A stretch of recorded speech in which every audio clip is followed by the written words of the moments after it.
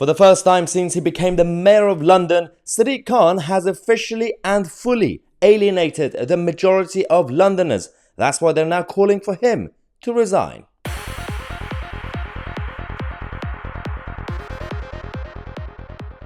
Hello everybody, welcome to the channel that challenges the mainstream media and the political establishment, from the left-wing nutters to the globalist elite. And we're going to be talking to you guys about a number of issues throughout the day. Every half an hour, this channel will be uploading videos today as usual. First, we're going to talk about the domino effect, the snowball that started a few weeks ago with Jacinda Ardern. And then the next victim became Nicola Sturgeon of the SNP. Now we've been talking about the other certain type of leaders that need to go. Justin Trudeau, Sadiq Khan, and many others. But with Sadiq Khan, this is quite interesting because I know we have to be always cautious about opinion polls and things like that. But there are some consistently successful ones when it comes to approval ratings. And we can actually see that Sadiq Khan, his approval rating is now firmly negative for the first time ever since he became the mayor of London. He's been very good at wasting taxpayers' money on PR officers, communications people, all the media advisors to make sure that the persona that we know of, the whole shebang, is friendly, strong and stable leadership, popular, everybody loves him, friendly neighborhood mayor of London. Obviously, a lot of us already knew that he's simply incompetent and his other ideas are absolutely damaging to the city and to the culture. But now we finally have what we've been waiting for. The majority of Londoners are now against him.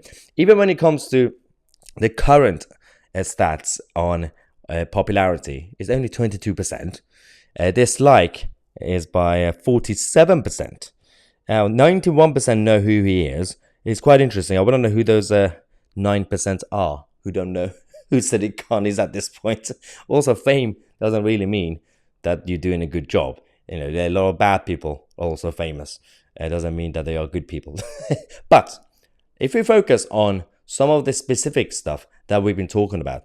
Now, when it comes to the negative approval rating, it's because of this. Londoners now tend to say that Sadiq Khan is doing badly as a mayor of London.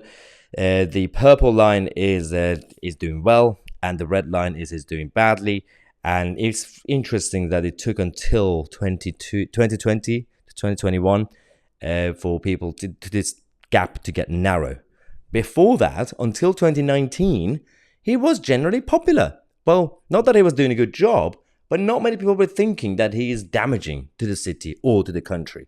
But now in 2020, at the end of 2022 and now 2023, it's reached 48%. Those who believe that he's doing badly, and those who actually believe he's doing a good job are only 38%. Now, it's also issue-based stuff as well when it comes to managing transport, crime, especially crime, and housing. You can see that the red lines are obviously badly, especially when it comes to crime. The majority of people, all Londoners, is 60%. I'm still surprised that only 60% believe that he's doing a bad job on crime. Are you kidding me? So you're telling me that 25% of people actually believe that he's doing a good job when it comes to crime in London.